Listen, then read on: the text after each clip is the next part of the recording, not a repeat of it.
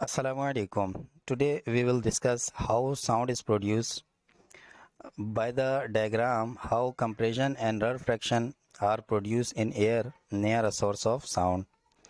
आज की क्लास में हम डिस्कस करेंगे कि आवाज़ किस तरह पैदा होती है और आवाज़ के पैदा होने के दौरान सोर्स जो मीडियम के अंदर कंप्रेशन और रारेफैक्शन प्रोड्यूस करती है वो किस तरह होते हैं।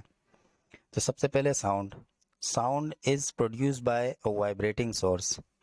कोई भी वाइब्रेटिंग सोर्स जो अपनी ही जगह के ऊपर हिले वो साउंड प्रोड्यूस करती है अगर उसे किसी मीडियम में जस्ट लाइक एयर, वाटर और सॉलिड रखा जाए। इसकी मिसाल ऐसी है कि अगर उंगलियों के दरमियान आप एक रबर बैंड ले लेते हैं और उस रबर बैंड को अगर यहाँ से पुल करते हैं और फिर छोड़ने पर आप देखेंगे वाइब्रेटिंग के दौरान इसके अंदर एक तरह का साउंड आता है। या मच्छर जब हमारे कान के पास उड़ रहे होते हैं तो उनके परों की वाइब्रेशन से एक तरह का साउंड हमारे कान के अंदर आता है। A vibrating object in the medium causes of alternating compression and rarefaction. जो भी वाइब्रेटिंग ऑब्जेक्ट होता है वो मीडियम के अंदर लगातार बनाता है कंप्रेशन को और रारेफैक्शन को।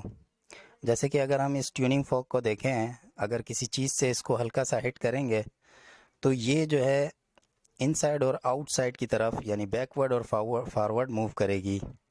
जब ये आगे की तरफ मूव करेगी तो एयर मॉलिक्यूलों के ऊपर प्रेशर डेवलप करके उनको करीब ले आएगी और इस रीजन को हम कंप्रेशन कहेंगे।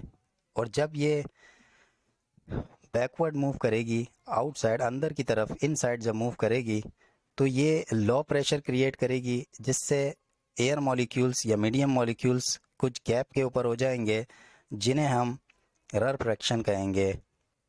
तो इन कंप्रेशन और रारेफैक्शन जो कि अल्टरनेटिंग है, एक के बाद एक है, इस सूरत के अंदर साउंड हमारा ट्रैवल करेगा।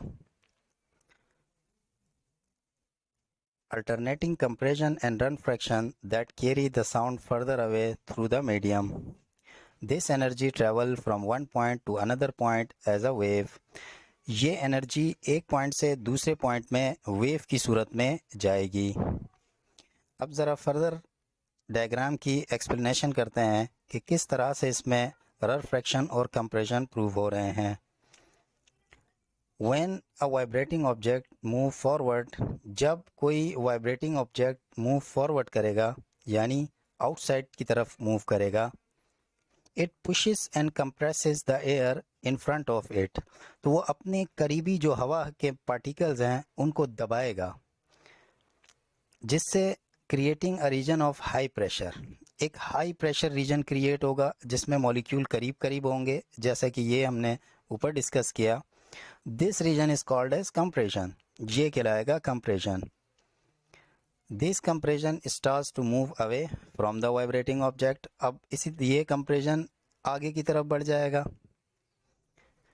when vibrating object move backward, अब वाइब्रेटिंग ऑब्जेक्ट बैकवर्ड यानी इनसाइड की तरफ मूव करेगा।